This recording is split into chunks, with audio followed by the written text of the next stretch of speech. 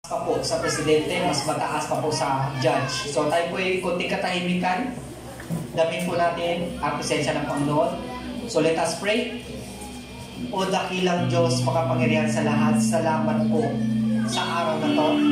Salamat po na kami po ay nandito ngayon upang magbigay ng pasalamat sa pangalan niyo po. Marami kami na pagdaanan itong past few weeks, Ama. Marami kami struggle, financial, emotional, spiritual, Ama. Nangihina kami. Bagamat nandito kami ngayon upang magpasalamat sa inyo sa kabila ng aming pinagdaanan, Ama, nandyan kay lagi. Binibigyan niyo po kami ng pag-asa. Binibigyan niyo po kami ng way paano masolve ang mga problema ang pinagdadaanan namin, Ama. Salamat po. Salamat po higit sa lahat sa laging pagdinig sa aming panalangin, Ama. Bago po kami magre-request, Ama, patawad po sa aming mga kakulangan, kalapasan, kasalanan na gawa sa inyo, Ama, patawad po. Nawa hindi hadlang aming mga hinahin, aming mga request sa inyo, Ama. Salamat po. Salamat, Jesus, dahil binayaran namin na po ito. O dakilang Diyos, patuloy po namin pinag-pray itong church na to, naway lumago, naway makapag-build po kami ng leader, makapag-build pa po kami ng manggagawa, Ama, makapag-build pa po kami ng praise and worship team, makapag-build pa po kami ng vocal team, Ama, para marami po kami magpupuli sa iyo, Ama. Upang pag magdala po kayo ng mga tao sa paligid, Ama, kaya po namin i-handle, kaya po namin silang i-lead. Ama, i-lead mo muna po kami na yung puso namin nakaalay sa puso ni Jesus. O dakilang Diyos, build us spiritual, Ama. Katulad ng lagi namin sinasabi, kami po lahat dito ay spiritual family. Kami po'y nagkakaisa sa pagpuri sa iyo, nagkakaisa iangan ang pangalan mo, nagkakaisa ihayag ang iyong salita, Ama. Patuloy niyo po kami pagpalain spiritual, Ama. Ama, pagpalain niyo po lagi sa lahat spiritual and revelation, Ama, ang aming pastor, Pastor Rabi, Pastor Randy, o sa lahat ng leader dito na tatayo, Ama. Mag-send ka ng revelation, Ama, mga promises, mga pag-asa, mga utos, mga payo, upang balin po kami sa katotohanan at balin po kami sa iyong kalooban, Ama. Patuloy niyo pong pagpalain ng aming pastor, patuloy niyo po sila pagpalain ng physical health, Ama, na way continue yung health niya, Ama, upang balin po kami. I-provide niyo po yung financial niya, Ama, upang hindi po mathati ang kanyang pagsaserve sa inyo, Ama. Pagpalain niyo po ang aming pastor. Ama, pagpalain niyo po lahat ng membro dito. Alam niyo po ang bawat isang mga problema, Ama. Kayo na po mag-provide nito, kayo na pong tumulong nito, ayon sa iyong kalooban, ayon sa iyong riches and glory and kindness, Ama. Pagpalain niyo po kami lahat. Ama, pagpalain niyo po rin po ito ang bansang Pilipinas, na patuloy po itong maging malaya. Malayang makahayag ng iyong pangalan, malayang may hayag ng salita, malaya kami makapagpuri sa inyo. Bagaman alam po namin may mga bansang hindi na ito pwede. Pero salamat, Ama. Patuloy niyo po kami pagkuloban ng init sa paglilingkod sa inyo. Init na magbubuklat kami ng iyong salita. Kasi alam namin, Ama, ang tunay na kaligayahan matatamo ay nasa iyong salita lamang at nasa inyo lamang, Ama. Ang tunay na kaligayahan. Salamat po, Ama. Pagpalain niyo po lahat na namumuno sa bansang Pilipinas, simula sa pinakamataas hanggang sa pinakamababang nanungkulan nito. Patuloy niyo po silang gabayan. Naway lagi po ang kalooban niyo po ang masunod, Ama. Upang patuloy na makaranas kami ng kapayapaan, maranas namin yung free na makapagpuwi sa inyo, Ama. Salamat po. Ama, patuloy namin pinag-pray ang bansang Israel. Naway magkaroon po ito ng peace, Ama. Kung saan nagsimula yung faith, Amen. Pagpalain niyo po yung bansa ngayon. Kalooban niyo po ang masunod lagi sa bansa ngayon, Ama. Salamat po. Pagpalain niyo po, Ama, lahat ng missionary sa buong mundo. Mga pastor, mga ministro, mga lahat naglilingkod sa inyo, Ama. Pagpalain niyo po sila. Padala kayo ng mga anghel upang mag-ingat at maggabay sa kanila. Marami po kami nalilinig, marami po kami nababasa, Ama. Mga missionaries, Ama, na pupunta sa isang lugar na bawal ang iyong salita. Pupunta sa lugar na ang kabayaran ay buhay nila. Pagpalain niyo po sila, Ama. Number one, Ama, pagpalain niyo po sila spiritual. Pagpalain niyo po sila, Ama, financial. Upang patuloy may hayag ang iyong salita, Ama. O upang lahat ng tao na dapat makarinig may makarinig po sa salita. Na tunay na kaligtasan ay naka Jesus lamang. Walang makakapunta sa langit kung wala si Jesus. Ama, salamat po. Salamat po sa panahon ito. Ama, i-prepare niyo po yung heart and mind namin upang matanggap po namin yung salita, maintindihan po namin yung mensahe, maunawaan po ito at may pasabuhay. At hindi lang po mag-stop dito sa pamumuhay ang kundi maihayag po namin sa kapwa namin ang kabutihan po, Ama. Lagisan niyo po ang magsasalita sa harapan, lagisan niyo po kanyang bibig upang kayo po manguna, Ama. Gamitin niyo lang po siya, Ama. Gamitin niyo lang yung kanyang bibig upang marinig po namin ang katotohanan at alam po namin sa katotohanan, doon lang po kami matutunay na malaya, Ama. Salamat po, Ama, sa kabutihan niyo. Salamat po sa pagdinig sa aming panalangin. Salamat, Jesus. Ito sa aming dalangin namin sa matamis na pangalan ni Jesus. Natin magsabi na, Amen.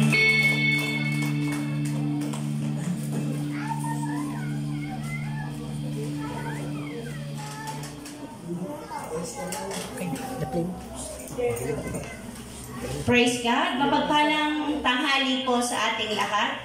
Amen po ba? Amen. Palapakan po natin ang ating Diyos na buhay.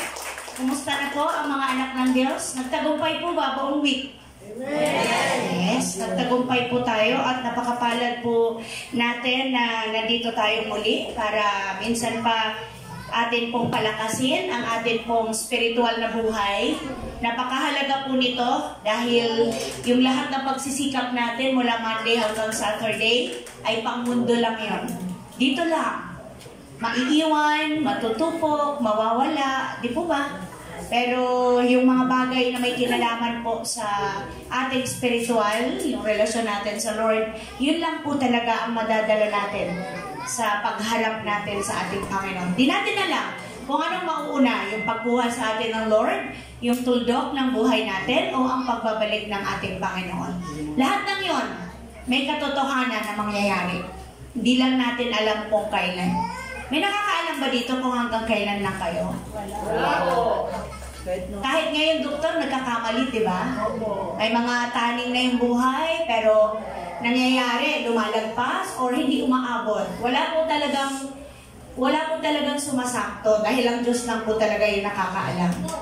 Pag nilabas na tayo ng ating mga magulang, doon nag-start yung buhay natin. At kung kailan yung end nun, siya lang ang pwedeng makaalam. So, kung natin sayangin yung chance na tayo po ay binibigyan ng Panginoon ng pagkakataon na makilala po natin ang Panginoon, nalaman po natin kung ano yung ating misyon sa mundong ito. Hindi lang para maging nanay, maging tatay, hindi lang para maging pasikip sa mundo, maging karagdagan ng populasyon, kundi napakaganda po ng ating pong purpose sa mundong ito. Yun na yung tayo po'y maging pagpapala sa marami. At ang buhay po natin ay magbigay karangalan at kapurihan sa ating Diyos na buhay. Dahil kung hindi po, sayang naman.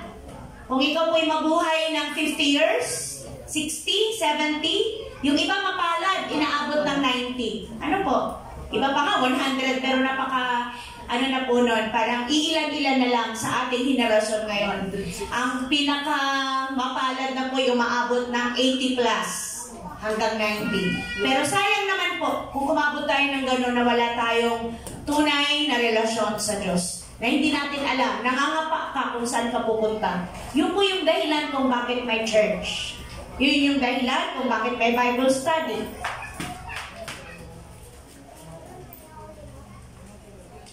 Yung dahilan kung bakit tayo nagkakatipon kasi binibigyan natin ng panahon ang ating spiritual na buhay. Sige po, ang mga bata, dun muna siguro sa pagtuturo ni Aris. Mag-start na po tayo sa ating pag-aaral ng Word. Wala munang tatakbo-takbo, maupo muna mga anak para hindi tayo makadistract sa ating mga grown-up, sa ating mga magulang na nakikinig ng Word. Last Sunday, yung topic po natin, it's all about, ano po ang topic ng last Sunday?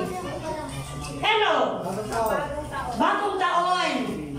May mga itinuro sa atin na dapat natin i-practice. Tama po ba?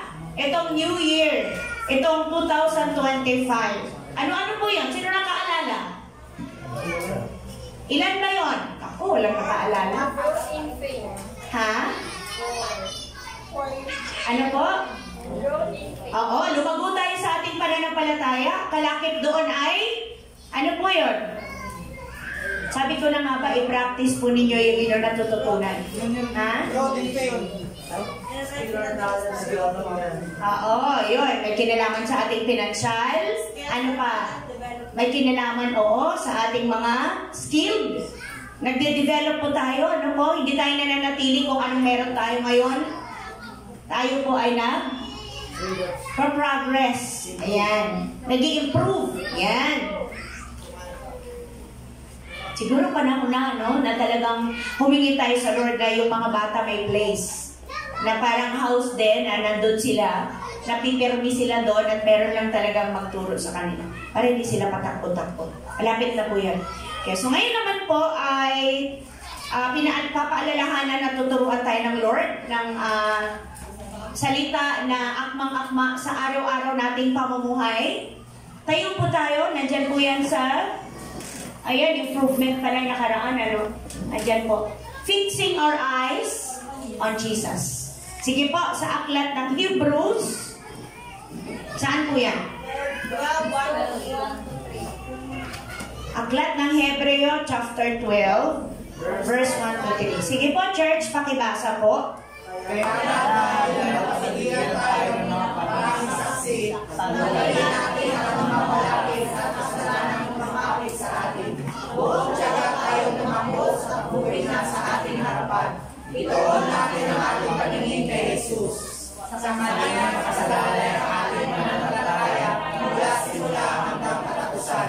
Dahil sa kagalakan na binigay sa kanya, hindi niya inalala ang kahihiyan ng pagkamatay sa krus. At siya ay ngayon nakaupo sa kanan ng trono ng Diyos.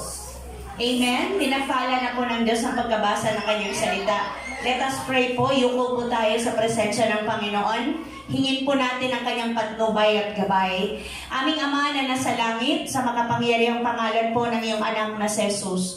Nagpapasalamat po kami sa kalayaan na sumamba sa iyo sa Espiritu at katotohanan. Maraming salamat po dahil malaya namin na ipapahayag ang aming pagsamba, ang aming pagkilala, na ikaw ang aming Diyos na buhay, na nararapat lamang tumanggap ng aming mataas na papuri, pagsamba at pagluwalhati. Salamat po dahil kami ay may taglay na lakas at kakayahan para ibalik sa iyo po, ibigay sa iyo, Panginoon, ang pasasalamat, ang pagpupuri, ang pagsamba, sapagkat karapat-dapat ka namin itaas sa aming mga buhay. Salamat po sa buhay ng iyong mga anak na narito ngayon. Nagtagumpay po kami sa buong linggo na lumipas dahil po sinamahan mo kami.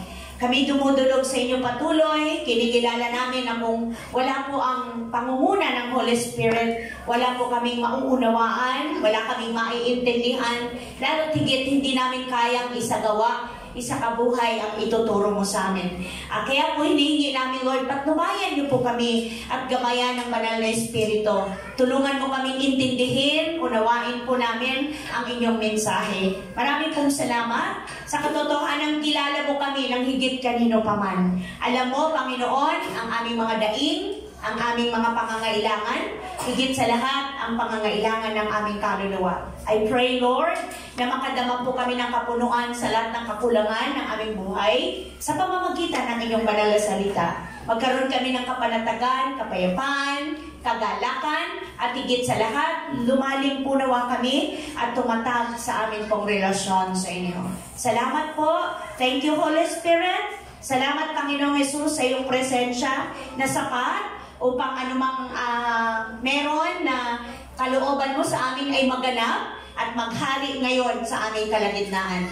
Gamitin mo lamang po ako bilang alulod at daluyan ng pagpapalang espiritual. Ang makita po naman sa akin ay ang kaningningan ng liwanag na nagmumula sa iyo. Salamat o Diyos sa kabutihan mo. Thank you, Lord Jesus, sa power ng name mo sa buhay namin. Salamat sa power ng word mo, Panginoon, na may kapangyarihang kumilos, may magagawa ng higit sa lahat ng aming mga pangangailangan. Sa iyo lamang ang mataas na papuri, pagsamba at pagluwalhati sa makapangyarihang pangalan ni Jesus. Ang lahat ng handang mag-bless ay magsabi ng Amen. Amen at amen. Hallelujah. Mayroon pa? May karagdagan pa. Sige po, upo na po tayong lahat. So sabi dito sa Hebreo chapter 12 verse 1, sabi po dyan, kaya nga, dahil napapaligiran tayo ng napakaraming saksi. Yan. Tanggalin na natin ang anumang balakid at ang kasalanang kumakapit sa atin. Alam niyo po, sa panahon natin ngayon, hindi natin maikakaila na napakaraming pong pwedeng tools, napakaraming pwedeng estratehiya ang kalaban para tayo po ay alisin sa focus natin sa Lord, o tayo po ay ma-distract, hindi man totally maalis, kundi ma-distract, tayo po ay mawala sa atin pong tunay na konsentrasyon. Konsentrasyon natin sa pagsunod natin sa Lord. Andyan yung ipinapakita ng kalaban kung gaano tayo dapat nagbibigay ng panahon sa ating mga pangangailangan. Tama po ba? Marami tayong gusto, marami tayong nakikitang kulang. Kaya kahit yung para sa Lord o para sa ating spiritual na, kinukuha pa natin. Kasi nga, feeling natin, hindi ba sapat yung 6 days to work? Kulang pa? Hindi ba sapat yung 6 days na pagkukumahog, pagsisipag? Kulang pa. Kaya nga, di ba, madalas meron pa tayong mga tinatawag na overtime. Ano pa? May mga tinatawag pa tayong sideline. Ayan. Pero alam niyo po ba, lahat ng yon nagbibigay lang sa atin ng stress at pressure sa buhay. Tama po ba? Nagbibigay lang sa atin ng pagod. Nagbibigay lang sa atin ng pagkasawa. Humahantong lang tayo sa punto na parang feeling natin para tayong mga kandilang nauupos. Dumating na ba kayo sa puntong itinanong nyo sa inyong sarili, para saan pa itong laban? Tama po ba? Kaya mga tao, andyan naman na sa kanila lahat. Hindi naman tapos. Mayroon eh. Pero kulang pa rin. More pa. Sige pa. Sige pa. Bakit? Kasi yun ang dinidemand ng mundo. Tama po ba? Pagka dito tayo nakatingin sa mundo, lahat po talaga ng gagawin natin, walang kakontentuhan. Walang katapusan. Pero pag nasa Panginoon ka, kapatid, alam mo kung kailan ka dapat nag-stop. Amen? Alam mo kung hanggang saan lang ang limitasyon ng oras na ibinigay sa iyo ng Diyos. Binibigyan ka niya ng warning. Kaya nga ba may mga panahon na ipinapahintulot ng Lord na magkaroon tayo ng problema sa kalusugan. Tama po ba? Kasi kung kailan tayo nagkakaroon ng problema sa kalusugan, doon lang tayo nagkakaroon ng maraming time pahinga. Tama? Kasi hanggat kaya natin, go! Trabaho! Diba? Sikap! Lahat gagawin natin kasi yun yung alam nating paraan para maabot natin yung ating mga pangangailangan. Masama ba yun? Hindi. Ang masama, yung lahat ng bagay na yan ay mauuwi lang sa wala. Kung kakalimutan mo na kapatid, ang buhay at lakas mo ay may hangganan dito sa mundo. Amen po? Kaya habang, di ba nung sabi nun sa mga ngaral, habang bata ka pa, alalahanin mo ang iyong manlilikha. Habang malakas pa ang tuhod mo. Ano pa sabi nun? Habang hindi pa lumalabo ang iyong mata. Sino bang gustong lumabo ang mata? Ang sarap-sarap kaya ng walang salamin. Pero iba pa rin pag may salamin pag nagbabasa. Okay lang, kahit walang salamin kung hindi kailangan magbasa. Pero pag nagbasa, kailangan na po talaga eh. Oh, di po ba?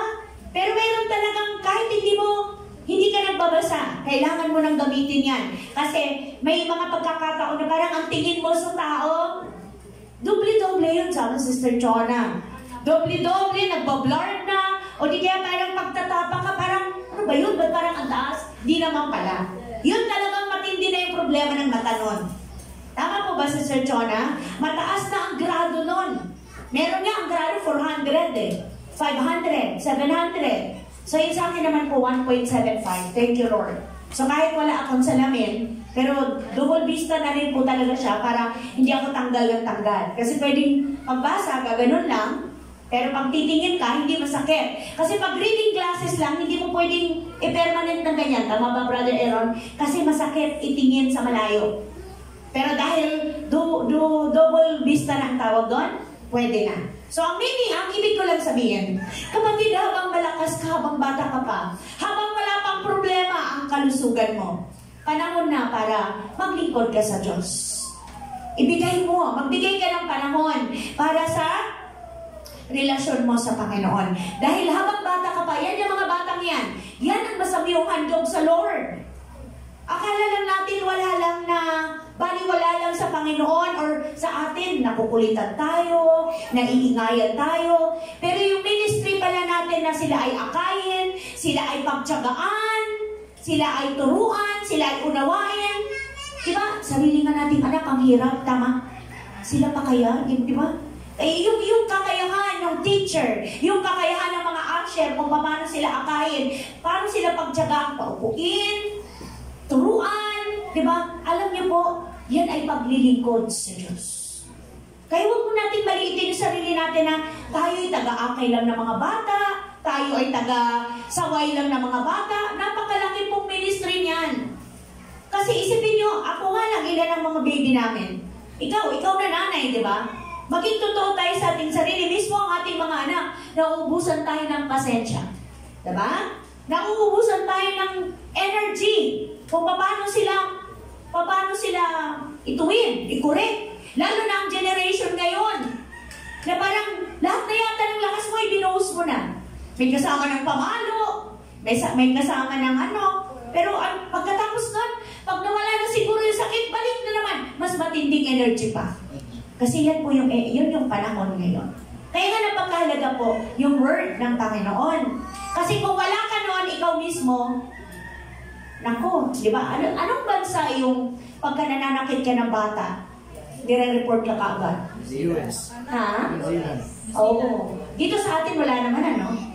Pero meron, ano yung Pilipinos? 11, ano ba yan? Hindi ba yun? 911? Sobrang ano na yun, ano? Sobrang panggugulpi na ng bata. Yan. Yung parang hindi na makatao. Pero yung meron kasing bansa na kahit magulang ka, pag sinaktan mo ang anak mo, pwede kang makulong. E ganon. Naku, mahirap yun. E di lalong nagrebelde yung mga bata, ano? Lalong nagmalaki. Kaya mapalad po tayo sa panahon natin ngayon na ang salita ng Diyos ginagamit ng ating mga magulang. Mga anak, regalo kayo sa amin ng Panginoon. Yung kakulitan, okay lang yan, pero pag sumobra na yung kulit umaabot sa punto na nakakasira na ng gamit, di ba? Nakaka-distract na ng tao, nakakapanakit na, yun po hindi na normal. So, kailangan na natin ituwin. Ano ba sabi sa Bible, sa Proverbs 22? Ano? Train up a child the way he should go. Ituro mo sa bata ang daan na kanyang dapat lakaran habang siya'y bata pa. Dahil ang bata, hindi yan nananatiling bata. Magulat ka na lang, ilang taon na lang. 2 years, 3 years, 5. Mas malalaki pa sa atin yan. Tama po ba? At mas matatalino ang mga bata ngayon. So, ang sabi dito sa Hebrew, tanggalin na natin yung mga balakid, no? Na kumakapit sa atin at buong tiyaga tayong tumakbo sa takbuhin na sa ating harapan. Ang sikreto upang tayo ay makapanatili sa lane o sa ating path na lalakarin dire-diretso sa Panginoon ay nasa verse 2. Anong sabi dyan? Ituon natin ang ating paningin kay Jesus. Sa Kanya na nakasalalay ang ating pananampalataya mula simula hanggang katapusan. Kanino nag-start ang ating faith? Sa Panginoong Jesus. Bakit pananampalataya? Kasi never naman natin nakita si Jesus. Tama? So anong meron? Word. So kaya ka nanampalataya dahil alam mo na totoo lahat ng nakasulat. Naniwala ka na walang ibang makakaligtas sa'yo sa iyong kasalanan kundi ang Panginoon. Siya lang ang author and perfecter ng ating faith. So next, dahil sa kagalakang naghihintay sa Kanya, si Jesus pa rin yung tinutukoy. Hindi niya inalintana. Ano yung word na alintana? Anong ibang word sa alintana? Binaliwala niya? Tama po ba? Isinantabi niya? Pwede ba yon? Malalim kasi yung alintana. Go! Inalintana. Hindi nagdadalawa. Hindi nagdadalawang isip. Pwede? Hindi nagduwa-duwa. Bisaya, jud ka dong.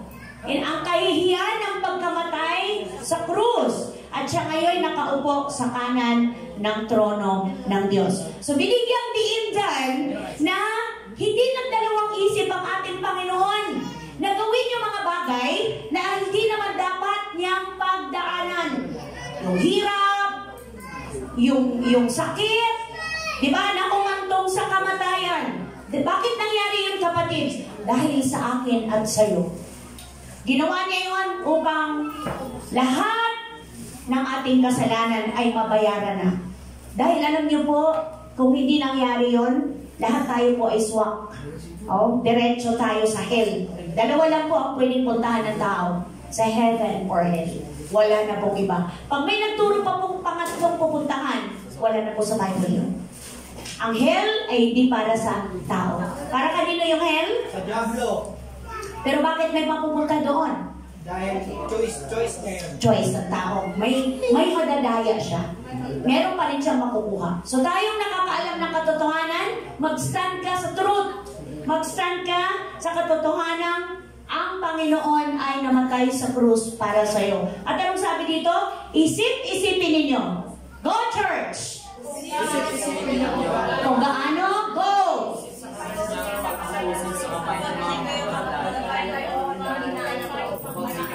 Panghinaan ng loob. Bakit natin ito ginagawa? Kasi wala tayong Bible. Kaya mapalad tayo na meron tayong screen. Kinuha rin po yan dito. Hindi ko alam kung ano nangyari sa mga Bible natin, Kim. Ang dami nito. Oo nga. Siguro mga more than 10, meron tayo nito. Nung lumipat tayo dito. So, ayan. Assignment mo to, Johnson, please. Bibili po tayo. Maghanap ka ng pwede tayong... May website po yung Bible Society. Kung para sa iba, hindi na to uso, sa atin, uso pa rin. Kasi iba pa rin po yung may Bible. Kasi pagka sabi nila, ay, ano pong cellphone ko, may Bible naman. May temptation dyan eh. Akala mo nagbabasa ng Bible, pero nagpe-Facebook na pala. Ano po? Iba pa rin po ito. Iba pa din. Okay? So sabi doon, isip-isipin ninyo. Hello, church! Isipin mo, kapatid, kung gaano niya tiniis ang pag-uusig sa kamay ng mga makasalanan. Anong layo rin doon? Upang hindi ka panghinaan ng loob, hindi ka manlupaypay. May mga panahon na, ano ba itong nangyayari sa buhay ko? Parang walang pagbabago. Parang walang pag-unlad. Isipin mo yung pinagdaanan ni Jesus. O di kaya, ano ba itong buhay ko? Hindi na ako nakaalis sa kahinaan ko. Paulit-ulit na lang. Ang maganda doon nakikita mo, aware ka na mayroon dapat baguhin sa'yo. Aware ka na hindi mo kayang maalis yun mag-isa. Kailangan mo ang Panginoong Jesus. So kung ikaw ay umaabot sa puntong nandulupaypay, pinanghihinaan ng loob, balik-balikan mo po yung ginawa ng Panginoon sa krus ng Kalbaryo para sa'yo. Pinanghihinaan ka na ng loob dahil sa problema sa pamilya. Tama po ba? Problema sa kawalan. Kapos, meron ka nga, pero parang feeling mo, hindi mo alam kung paano mo uunatin na makaabot sa pangangailangan ng buong family. Isipin mo ang ginawa ng Panginoon at lahat ng iyon malalagpasan mo. At laging kilalanin ang magagawa ng iyong Diyos. So focus. Anong sabi niyan? Sa title natin, Fixing Our Eyes on Jesus. Ituon mo. Huwag mong ituon sa problema, huwag mong ituon sa kahinaan, huwag mong ituon sa kapintasan ng iba, huwag mong ituon sa kakulangan ng iba. Kasi pag itinuon natin sa kakulangan ng ating asawa, ng ating mga anak, ituon natin sa kakulangan ng ating pinagtatrabahuan o source ng ating income, kapatid, manghihina ka talaga. So mapapagod ka, magpatuloy. Kung ituon mo sa mga kawalan, kakulangan dito sa church, wala akong perfect na church. Kahit saan ka pumunta, kahit magpalipat-lipat ka, mas lalo ka lang mapapagod. Kasi the more na nakakakita ka ng kapintasan at kakulangan, the more ka dapat na nandun. Kasi gagamitin ka ng Panginoon. Amen po ba? Amen. Kasi ikaw ang nakakakita ng kakulangan. Ikaw yung nakakakita ng kapintasan. Meaning, gagamitin ka ng Lord. So pray ka, Lord, nakita ko yung kakulangan ng church. Nakita ko yung kaguluhan ng church. Paano po ninyo ako magagamit na maging part po ako, na makakontribute po ako? Amen po ba? Lahat tayo na nandito ngayon, dapat may contribution tayo sa pag-grow ng body. At yun yung prayer ko, na makita ninyo yung kakulangan na mapunan ng bawat isa, hindi mapunan. Alam niyo po, kung titingnan lang natin yung mga kamalian, at puna lang tayo ng puna, hindi tayo mauubusan. Amen po?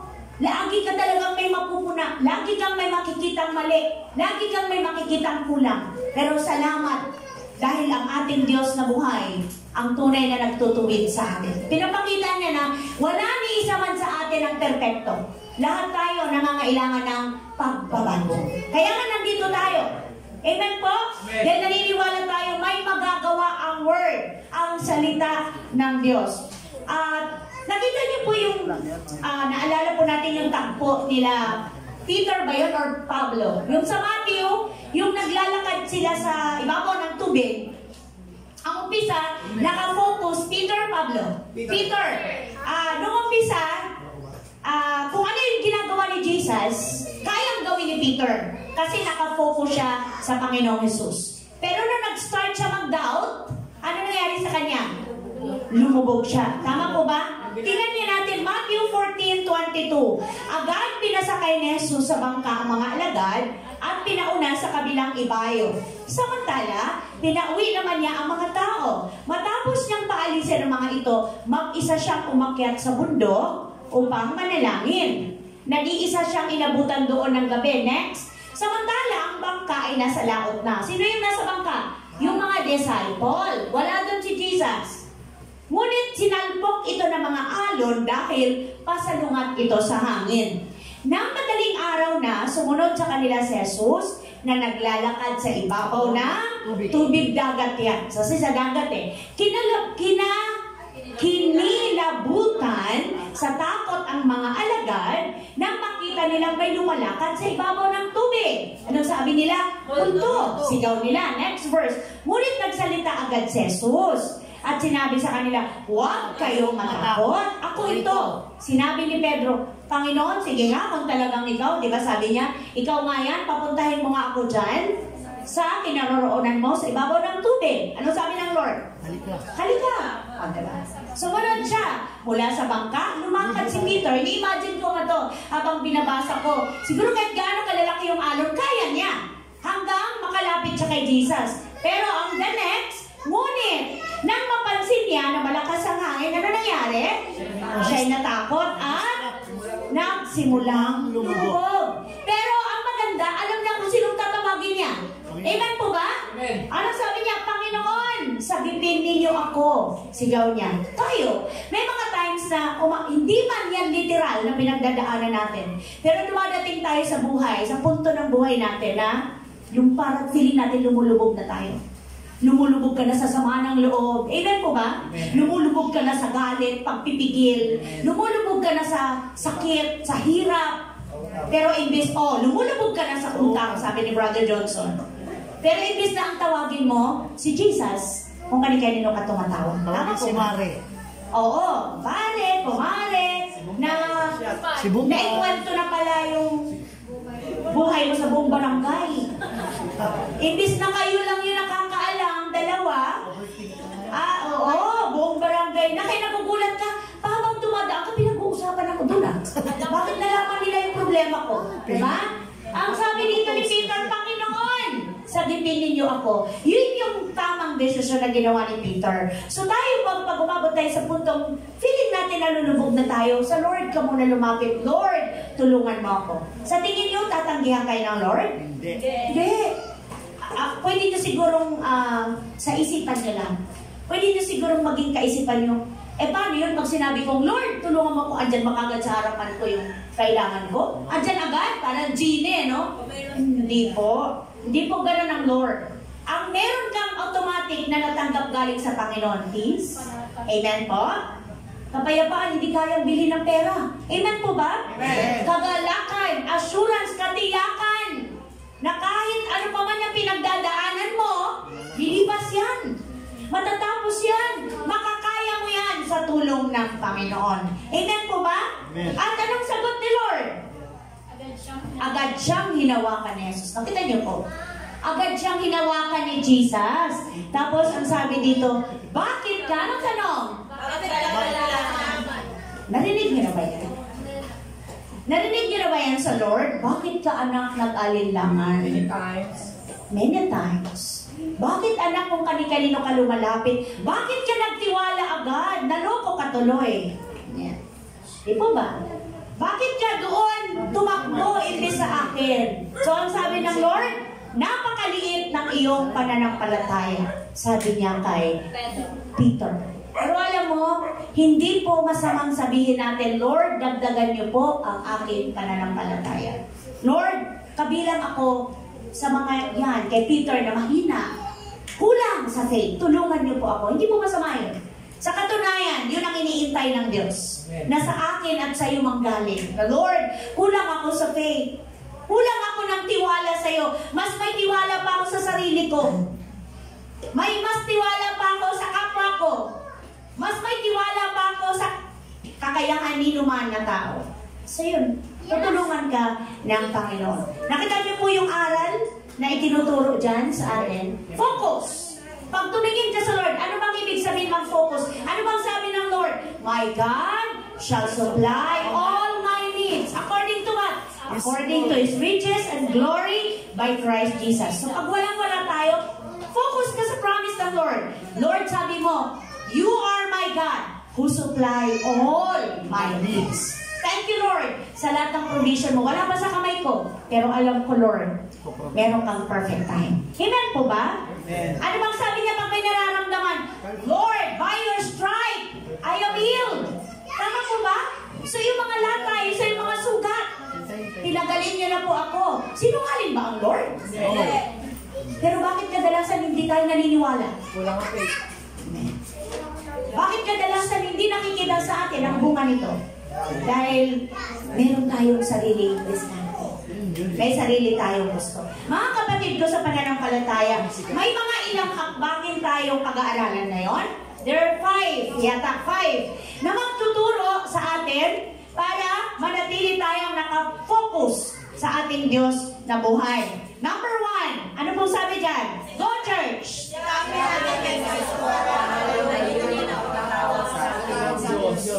Sikapin natin na maisakatuparan ang layunin ng pagkatawag sa atin ng Diyos. Tandaan po natin, hindi lang yung tumatayo dito ang tinawag. Lahat tayo na tumanggap sa Panginoon. Hindi man tayo lahat gagamitin dito para magsalita, para magtugtog, para umawit, pero maraming paraan para magamit ka ng Lord. Para ang pagkatawag sa iyong Panginoon, maisakatuparan. Anong sabi dyan sa Philippians? Philippians chapter 3:12 to 14. Come on, church. Hindi sa nakamtan ko na, sabi ni Apostle Paul, ang mga bagay na ito, hindi rin sa ako'y ganap na, ngunit sinisikap kong makamtan ang gantimpala sapagkat ito ang dahilan kung bakit ako tinawag ni Kristo Jesus. Mga kapatid, hindi ko ipapalagay o ipinapalagay na nakamit ko na ito. Ano yung next? Ngunit isang bagay ang ginagawa ko. Ano po ang ginagawa niya?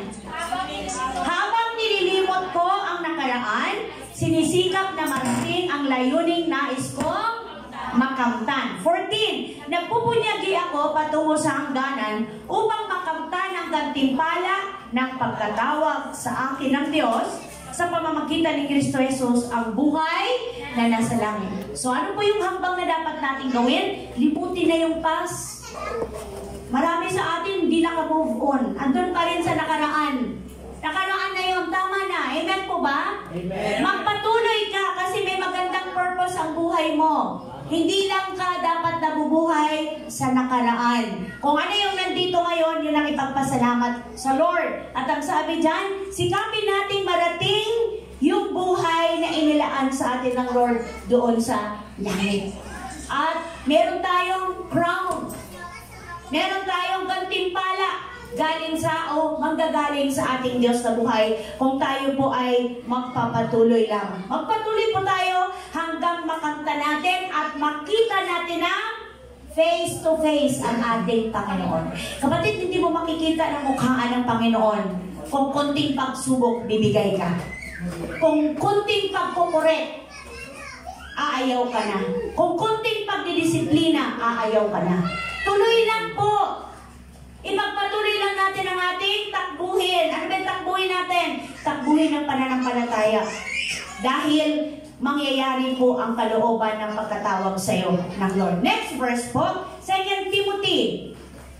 Pinagbuti ko ang aking pakikipaglaban, natapos ko na ang dapat kong takbuhin, at nanatili akong tapat sa pananampalataya. Ito po ay kay Apostle Paul, sulat niya kay Timothy. Kaya naghihintay sa akin ang koronang gantimpala para sa mga namuhay ayon sa kalooban ng Diyos. So, yung mga sa araw na yon, ang Panginoon na siyang makatarungang hukom, ang siyang magpuputong. Ano ba yung magpuputong? Oo, Papatong. magpapatong. Oo, mag-award. Sa akin ang corona, hindi lamang sa akin, kundi sa lahat ng nananabik sa kanyang pagbabalik. Meron pa ba? Sabi siguro, hindi ko hangad na magkaroon ng crown. Okay lang. Siguraduhin mo lang na diretso ka sa Panginoon. Kung wala ka man crown, sabi nga, di ba, kahit taga-punas ka lang eh. Pero, janitor. Pero, ang importante, sa heaven pa din ang punta mo. Okay, next po. May verse pa ba? Revelation. Chapter 2, verse 10. Huwag kang matakot sa mga pag-uusig na malapit mo ng danasin. Praise the Lord. Makinig ka. Ipabibilanggo ng dyablo ang ilan sa inyo bilang pagsubok. Magdurusa kayo sa loob ng 10 araw. Mananatili kang tapat hanggang kamatayan. At gagantimpalaan kita ng korona ng buhay. Nako, mga kapatid ko sa pananampalataya. Sabi siguro, ayoko na maglingkod sa Lord. Makakaranas pala ako ng pagbibilanggo. Alam mo, pagka ang revelation sa akin dyan ng Lord, kahit hindi literal na bilanggo eh. Yung bilanggo mo sa hirap na hirap yung loob mo. Dahil nagpipigil ka na huwag kang maka-offend, huwag kang makasakit dahil ayaw mo na mapintasan ang pananampalataya mo, ayaw mo siyang masaktan. Feeling ko yan na yan eh. Dahil hirap na hirap yung kalooban mo, pero dahil sa'yo, Lord, hindi ako magpapakita ng emosyon ko. Alam ko na ang sabi mo, huwag kang gumanti.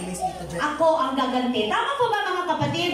So Romans, the vengeance is mine, sabi niya doon. Sa kaya kahit gaano ka hirap na yung kalooban mo, hayaan mo ang Lord ng gumanti. Mas mahirap yun. Okay, next po, number 2. Ano po sabi niyan?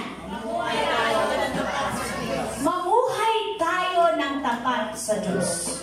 Tayo may mga partner. Nagsisikap tayo mamuhay ng tapat sa kanila. Amen po ba? Amen. Bakit? Bakit po kayo nagsisikap na mamuhay ng tapat sa partner niyo? May kaayusan. Walang away, walang kaayusan. Ano pa po? Bakit? Ano yung number 1 na dahilan? May takot ka sa Diyos. May tiwala? Okay. May takot ka sa Diyos? Pero na kung hihintay na sagot. May mahal mo. Amen. Mahal mo siya eh. Subukan mo hindi mo siya mahal. Amen po ba? Okay lang sa damdamin mo. Tanong mo sa kanya. Ha? Tama po ba? Mahal mo eh. Kaya kahit anong mangyari, still nagiging tapat ka. Amen po? Brother Johnson.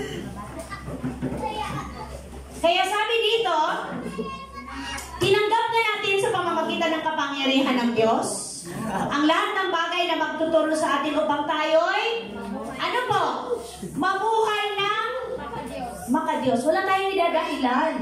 Hindi natin pwedeng sabihin, ako'y tao lamang, ako'y marupok, ako'y mahina. Hindi po totoo yan. Makapangpara mo nang sinabing, mahina ang Diyos ko, hindi ako kayang tulungan. No!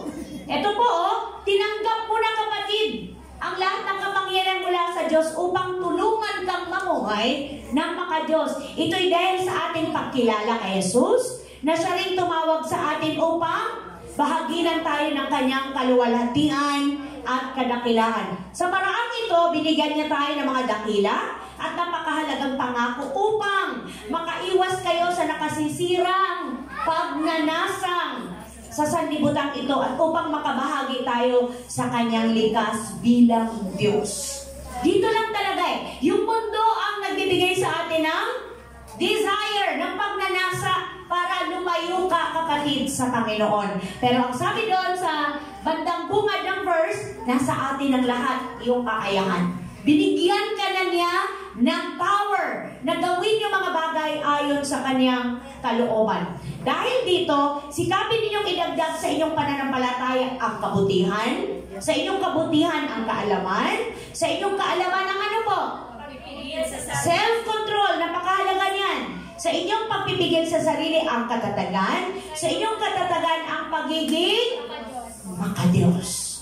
Sa inyong pagiging makadiyos ang pagmamalasakit sa kapatid, at sa inyong pagmamalasakit ang pag-ibig. Kung ang mga katangiang ito ay taglay ninyo at pinagyayaman, ang inyong pagkakilala sa Panginoong Jesucristo ay hindi mawawalan ng kabulungan at kapakinabangan. Nakita nyo? Andiyan na lahat. Kung paano ka magiging mabuting tao at magiging mabuting lingkod ng Diyos. Andiyan na lahat ng mga katangian. Next po, number ano na ba tayo, kapatid? Number 3. Ano po yung sabi? Pagsikapan, maging karapat-dapat na lingkod ni Kristo. Ano po yung mga verse dyan na magpapatunay? 2 Timothy chapter 2, 15 to 16. Sikapin mong maging kalugod-lugod sa paningin ng Diyos. Next. Sige po, go church. Isang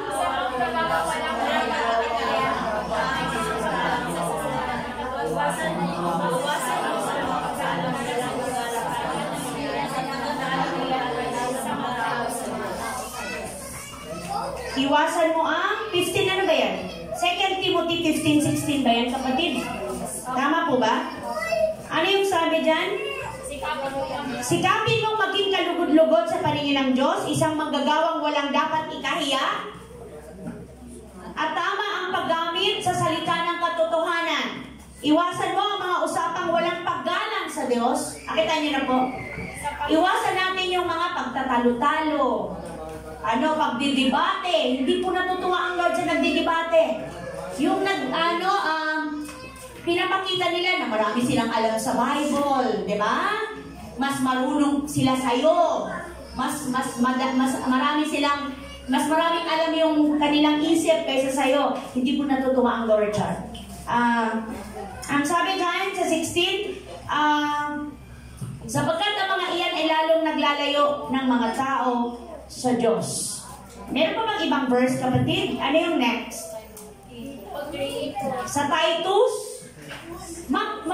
mapagkakatiwalaan ang aral na ito, kaya lang nais ko'y buong tiyaga mong ituro sa mga nananalig sa Diyos upang ilaan nila ang kanilang sarili sa paggawa ng mabuti, na siyang karapat-dapat at kapakipakinabang sa mga tao.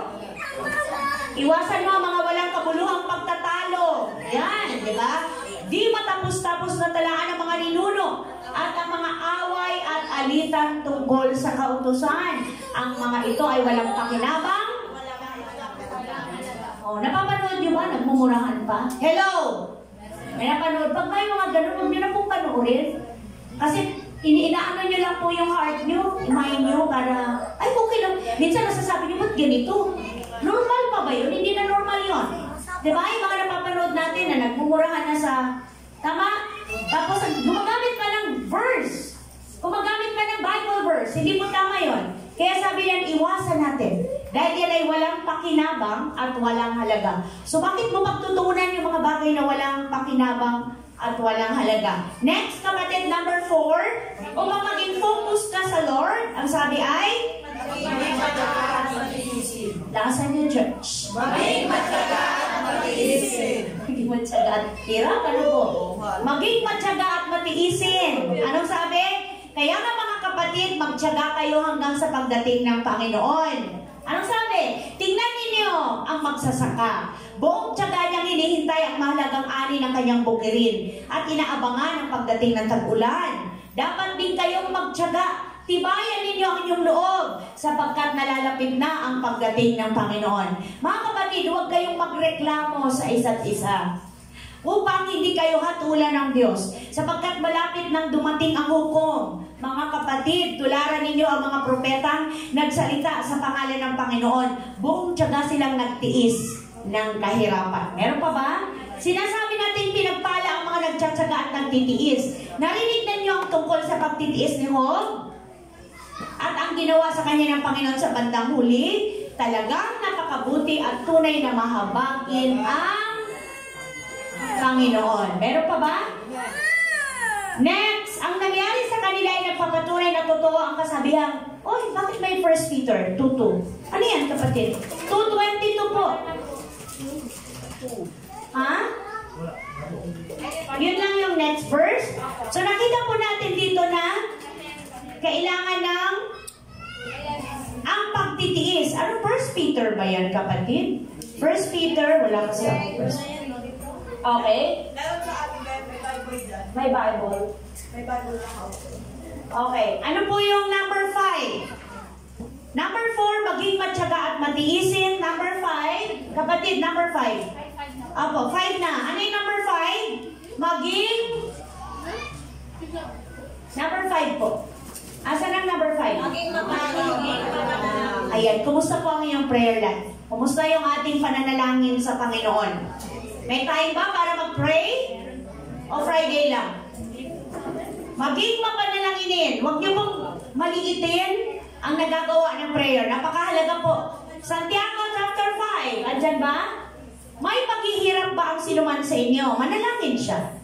Nagagalak ba ang sinuman? Umawit siya ng papuri sa Diyos. May sakit ba ang sinuman sa inyo? Ipatawag ang matatandang pinuno ng iglesia upang ipanalangin siya at pahira ng langis. Iglesia meaning church. Oo, at pahira ng langis sa pangalan ng Panginoon. Pagagalingin ng Diyos ang may sakit dahil sa panalangin may Nananampalataya. Okay, so pinagaling ng Lord ang may sakit, hindi sa kung kanino man, kundi dahil yung nagpe-pray ay may pananampalataya sa Diyos. Palakasin siyang muli ng Panginoon at kung siya'y nagkasala, patatawarin siya sa kanyang mga kasalanan. Kaya nga, ipagtapat ninyo sa inyong mga kapatid ang inyong mga kasalanan at ipanalangin ninyo ang isa't isa upang kayo'y gumaling. May verse pa ba? Malaki ang nagagawa ng panalangin ng taong matuwid. Anong sabi dyan? Hanggang 18 ba yan, kapatid? Si Elias ay isang tao na tulad din natin. Nang mataintim siyang nanalangin na huwag umulan, hindi nga umulan sa loob ng 3 taon at 6 na buwan. At nang siya'y nanalangin para umulan, bumagsak nga ang ulan at namunga ang mga halaman. Sarap nun, ano? Ano pa yung verse? Sa aklat ng Epeso, manalangin kayo sa lahat ng pagkakataon, humiling at sumamo sa patnubay ng Espiritu, lagi kayong maging handa at patuloy na ipanalangin ang lahat ng hinirang ng Diyos. So mga kapatid ko sa pananampalataya, napakahalaga po na ang focus natin ay diretso lang sa pangako ng Diyos. Diretso lang tayo sa magandang plano ng Panginoon. Ituon natin ang ating paningin kay Jesus sapagkat siya ay tapat at mabuti at ginaganap niya ang lahat ng kanyang mga pangako. Nang sa gayon, lahat po nang yan. Ano ba yung number 1? Sikapin mo na may sa katuparan ang layunin ng pagkatawag sa iyo ng Lord. Number 2, mamuhay tayo ng tapat sa Diyos. Number 3, pagsikapan mong maging karapat-dapat na lingkod ni Kristo. Number 4, maging matyaga at matiisin. Number 5, maging mapanalangin. At hamon natin sa ating lahat ay magpakatatag tayo sa ating pag-asa. Go Church! Magpakatatag tayo sa ating pag-asa at huwag mamamalitan sa pagkatapat ng atin. Amen po ba? Tapat ang nangako sa atin. Kaya tayo po ay magpakatatag. Let us pray. Magpasalamat po tayo sa ating Diyos na buhay. Aming Ama na nasa langit, tunay po na nagagalak kami sa katotohanan napakapalad namin, Lord. Dahil kami po ay malayang nakakapagbulay-bulay ng inyong banal na salita na siyang tunay na kailangan ng aming kaluluwa, ng aming spirito. Maraming salamat sapagkat tinuruan mo kami na napakaraming mahalagang bagay upang kami po ay makapag-focus sa inyo, Panginoon. Tulungan mo kami, Lord, na ma-apply namin sa pang-araw-araw naming buhay ang inyong banal na salita. Salamat po. I pray na kayo po ang tumapos, Panginoong Hesus, sa mensahe nito sa puso ng mga anak mo, na sila po ay magutom at mauhaw, ma-excite sa inyong mga salita, at magbunga po ito ng paghakbang tungo sa pagbibigay ng time, ng panahon, sa pagbabasa ng Bible, pananalangin, at higit sa lahat mag-share ng inyong love sa bawat isa. Maraming pong salamat. Salamat sa spiritual blessing. Sa iyo lamang ang mataas na papuri. In Jesus' name, lahat ng bless, magsabi ng Amen. Palakpakan po natin ang Diyos na buhay. Glory to God. Hallelujah.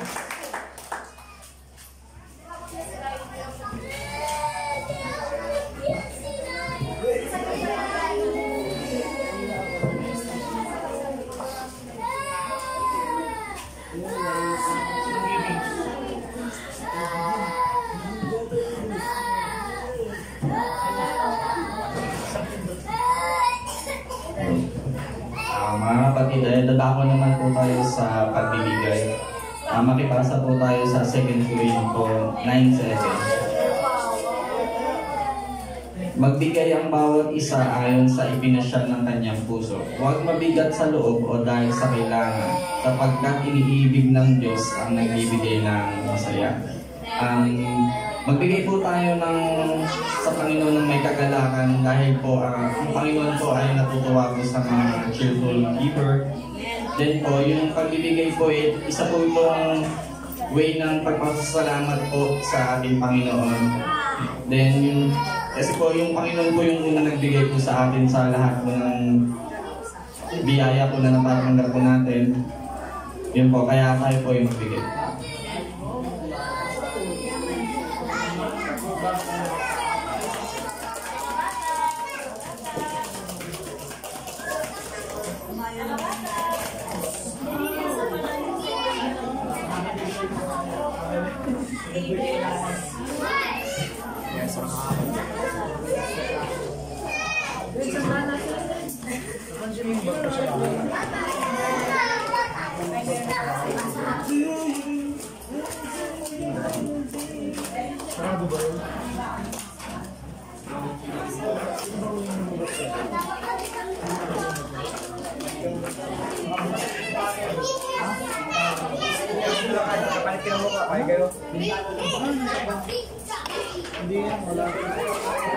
Oh, sorry.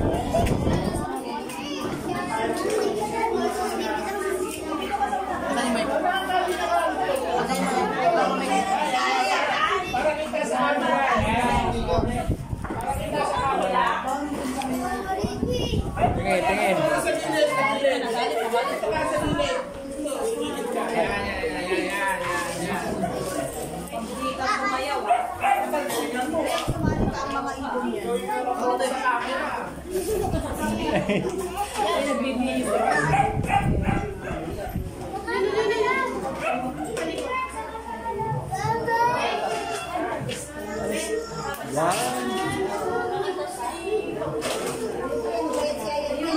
Game. 1, 2, 3, go! Ang mga ibon na lumilito ay mahal ng Diyos, di bumubuka. Ang mga ibon na lumilito ay mahal ng Diyos, di bumubuka. Huwag ka lang malungkot. Oh, praise the Lord. Ang mga isda na lumalangoy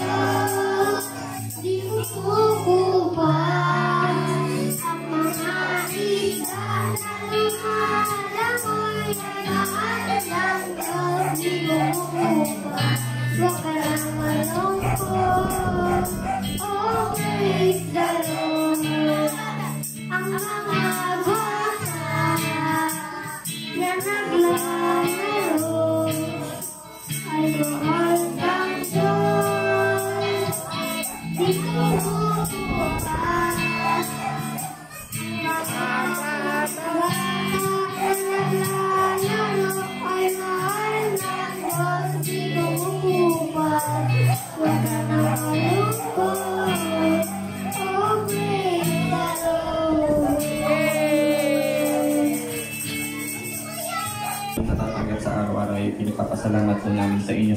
Hallelujah, Lord God. Pinapanalangin po namin ng ikapo at kaloob po na ito po ay makatulong sa inyo pong bahay panambahan. At tayo na pong bahala magbalik ng maraming blessing po sa inyo, sa aming mga kapatid po. At sa mga kapatid po na wala po dito at di po namin nakakasama, kayo na pong bahala magbalik ng blessing po. Ito po ang aming pagsalamat sa pangalan ni Jesus. Amen. Amen.